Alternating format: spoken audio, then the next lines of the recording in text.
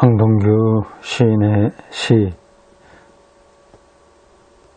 이 저녁에를 읽겠습니다.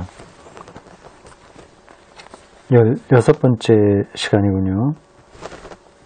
황동규 시인의 시집 사는 기쁨 16번째로 우리가 선택해서 읽는 시의 제목이 이 저녁에입니다. 마을 버스에 실려 돌아왔다. 저녁. 아파트 동 입구에서 영산홍이 실없이 웃고 있다. 까닭없는 웃음도 괜찮아. 괜찮고 말고 한창 때 좀 넘겼으면 어때? 우편함에 손을 넣어 내용물을 더듬고 엘리베이터에 갇혔다 풀려나 자물쇠에 내장된 번호들을 누르고 집에 들어왔어. 식구 아무도 아직 돌아오지 않았지. 웃옷 벗어걸고 들고 올라온 편지를 뜯었어. 불을 켰는데도 어두워 손등으로 눈을 문지르면 형광등 자리에 형광등 켜있고 달력과 그림들 제자리에 걸려있는 그저 그런 저녁. 형광등 수명이 다 돼 그런가 새 것으로 갈아야 의자를 옮기려다 생각한다. 혹시 시력 낮춘 건 졸아드는 에너지 아껴 쓰려는 몸의 지혜가 아닐까. 몸이여, 그대 처분에 나를 맡겨야 하지 않겠나. 주어진 시력 계속 쓰다가 어느 순간에 눈 없어 더 환하다는 세상으로 들어갈 수는 없다. 잘 안 보이면 안 보이는 만큼 보는 맛 조금 더 돋구며 살다. 소리의 근원에서 멀어지는 귀, 한 발짝이라도 더 가까이 가 음에 옷깃을 잡아채려다 놓치기도 하는 상처 입은 뇌를 가지고 가련다. 흠집 없이 곱게 간수한 그런 명품 혼을 모시고 산 적 없으니.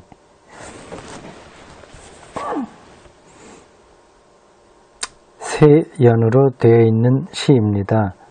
여기서도 황동규 시인의 세계관을 읽을 수 있습니다. 도사 흉내내지 않겠다 하는 겁니다. 자신의 구체적인 몸, 늙어가는 몸, 그거를 최대한으로 부둥켜 안고 살겠다. 그런 생각들이 곳곳에 담겨 있습니다.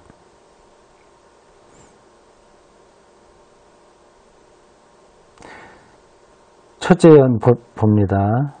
마을 버스에 실려 돌아왔다.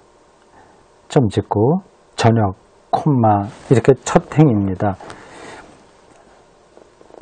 좀 독특한 짜임새요. 마을 버스에 실려 돌아왔다 하고 행을 바꿔서 저녁 이렇게 가면 되는데 그냥 같은 행에 저녁 이렇게 되어 있습니다. 그 마을 버스에 실려 돌아왔다 하는 거하고 저녁이라고 하는 게 이제 같은 선상에 있는 거죠. 마을 버스에 실려 돌아온 저녁, 뭐 그렇게 해도 되겠죠. 마을 버스라고 하는 게 어떤 걸까요? 제가 서울을 떠나서 산 지 오래돼서 서울에 이런 마을버스가 있는 거 언뜻 어디선가 본 것 같은데 타보지는 못했습니다. 일반 시내버스하고는 좀 다른 것으로 보입니다. 그러니까 시내버스가 가지 않는 골목을 누비는 버스를 마을버스라고 하지 않을까요?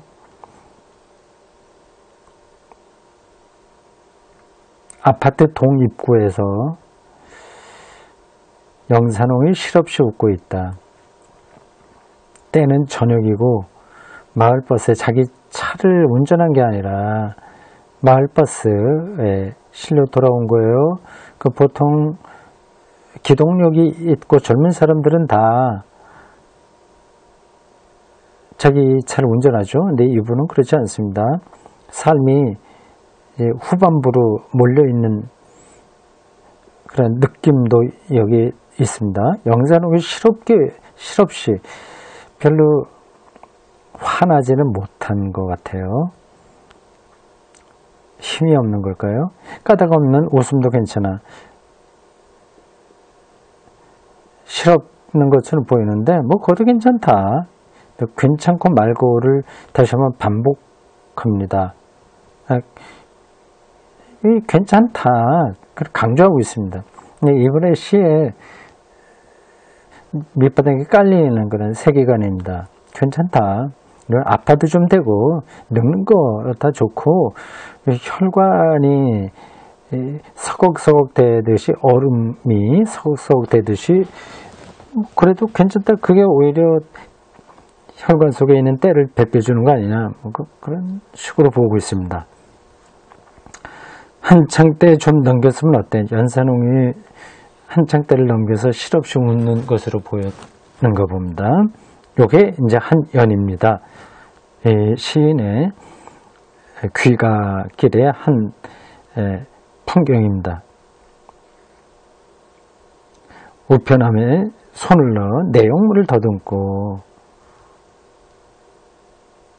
엘리베이터에 갇혔다 풀려나 엘리베이터를 타고 올라가요. 갇혔다고 표현하고 풀려난다. 자물쇠에 내장된 번호들을 누르고 아파트 거의 다 디지털로 다 돼 있죠. 집에 들어왔습니다. 식구 아무도 아직 돌아오지 않았지. 이런 흔한 풍경입니다. 너가 반겨주는 사람이 없다는 뜻이기도 하죠. 좀 쓸쓸하기도 합니다. 우독 거룩 벗어 걸고 들고 올라온 편지를 뜯었어. 뭐 기계적인 행동입니다. 근데 불을 켰는데도 어두워서 손등으로 눈을 문지르면 그렇죠. 눈을 지탱하고 있는 근육들, 피부 이런 것들이 탄력을 잃으니까 눈이 좀 부시죠. 근데 모든 것들이 다 제자리에 있습니다. 형광등, 달력, 그림 다 있습니다. 그리고 그저 그런 저녁에 있습니다. 특별한 건 아니다.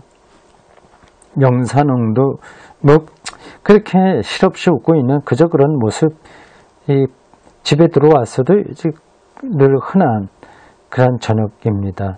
자기의 인생도 그저 그런 저녁과 같은 거죠. 형광등 수명이 다 돼 그런가?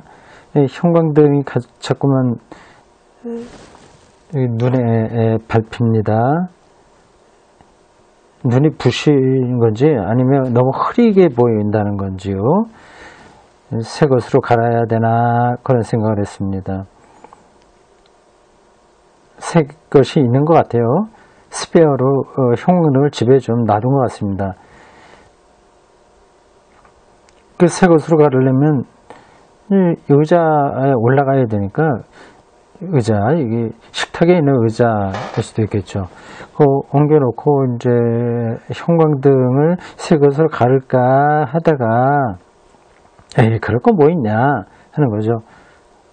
자기의 시력이 떨어지는 거, 몸이 그만큼 오감 능력이 떨어지는 거 아니겠습니까? 이렇게 시력이 낮춰지는 건 졸아드는 에너지 아껴 쓰려는 몸의 지혜가 아닐까. 그걸 그냥 그대로 받아들인다는 겁니다.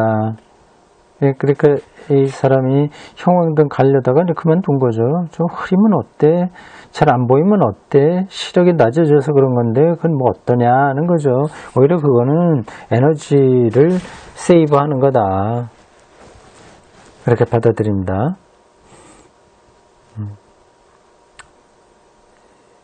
일종의 늙음의 미학이라고 할 수 있을까요? 뭐 이런 것들은 좀 생각 있는 사람들은 다 하죠. 그렇습니다. 특별한 건 아닙니다. 그렇게 두 번째 연이 끝나고요. 세 번째 연입니다. 몸이요.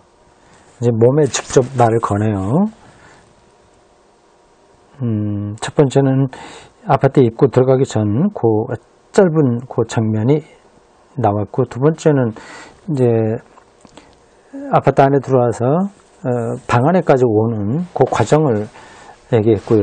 그 시력에 떨어지는 거, 그거를 오히려 에너지를 아껴 쓰는 몸의 지혜다, 이렇게 받아들인 다음에 네, 몸에 대한 그 이야기를 좀 직접적으로 합니다. 몸이여, 그대 처분에 나를 맡겨야 하지 않겠나.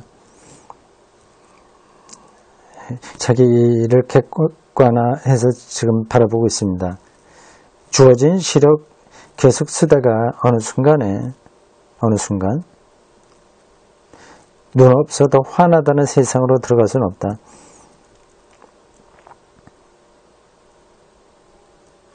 요게 조금 더 생각이 필요한 부분입니다. 눈 없어도 화나다는 세상은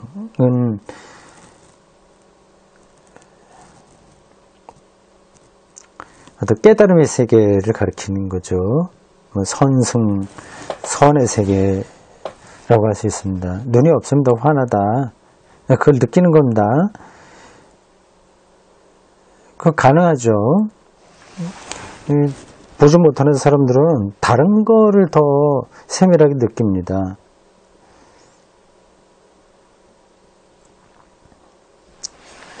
제 앞에 책상이 있는데, 만약에 제가 눈으로 보지 못하면 손으로 다 그거를 확인해야 됩니다. 손으로 만지게 되면 이 책상 나무의 질감이 더 잘 느껴지죠. 그걸 보는 거하고 만지는 거하고는 차이가 있거든요. 그러니까 눈이 없으면 더 어떤 환한 세계로 들어간다는 그런 깨우침의 세계에 있습니다. 근데 이 시인은 그걸 원하지 않는다고 하는 거죠. 그렇게 하기 싫다 하는 겁니다. 잘 안 보이면 안 보이는 만큼 보는 맛 조금씩 더 돋구면서 알고 싶다. 계속 보고 싶다는 겁니다. 이해가 돼요.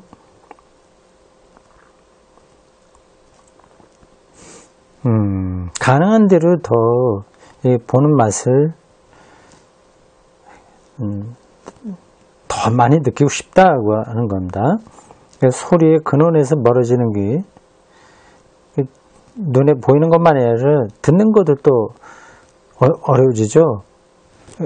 그래서 그거도 그냥 포기하고 아예 듣지 않고 더 깨우침을 통해서 더 잘 듣는 세계, 그런 거 하지 않고 실질적으로 구체적인 삶에서 실제 소리를 듣고 싶다는 거죠. 한 발짝이라도 더 가까이 가.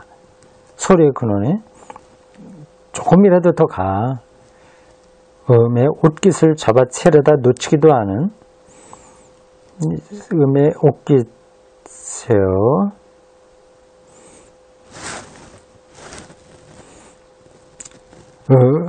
음이 옷깃이 뭐 따로 있는 건 아닌데,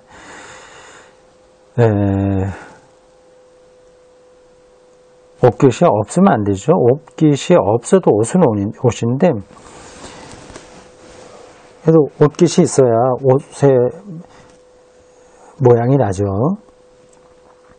옷깃을 잡으면 옷을 잡는 거하고도 마찬가지입니다. 음의 세계의 근원에 가까이 갔다 또 멀어졌다, 뭐 이렇게 시행착오가 많이 있지만, 그래서 상처를 받긴 하지만 그래도 그 느낌을 그대로 갖고 살고 싶다는 겁니다. 상처 입은 뇌를 가지고 가야 된다. 완전히 득도해서 죽지 않겠다. 득도의 세계보다도 오히려 상처난 세계가 자기에겐 낫다, 그 얘기입니다. 흠집 없이 곱게 간수한 그런 명품 혼을 모시고 산 적 없으니, 이렇게 썼다고 해서 이 사람이 명품 혼을 무시하는 건 아닙니다. 근데 표현을 그렇게 했는데, 눈 없어도 화나다는 세상이 어떤 건지는 느끼고 있죠. 근데 그거하고 실질적으로 보는 맛을 더 돋구며 살겠다, 거기에 매달리듯이 살겠다 하는 거하고는 큰 차이가 없습니다. 자, 됐습니다. 다시 한번 읽겠습니다. 제목, 이 저녁에 마을버스에 실려 돌아왔다. 저녁, 아파트 동입구에서 영선홍이 실없이 웃고 있다. 까닭 없는 웃음도 괜찮아. 괜찮고 말고 한창 때 좀 넘겼으면 어때?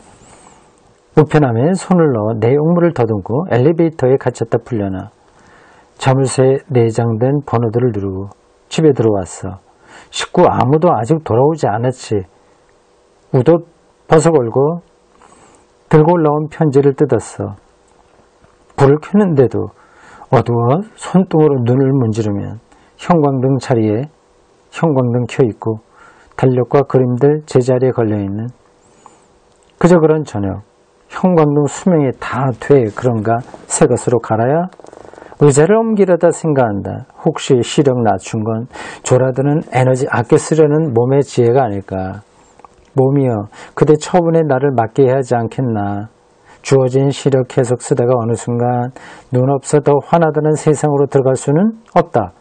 잘 안 보이면 안 보이는 만큼 보는 맛 조금씩 더 돋구며 살다.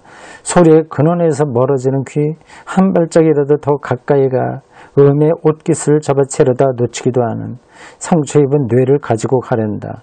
흠집 없이 곱게 간수한 그런 명품 혼을 모시고 산 적 없으니.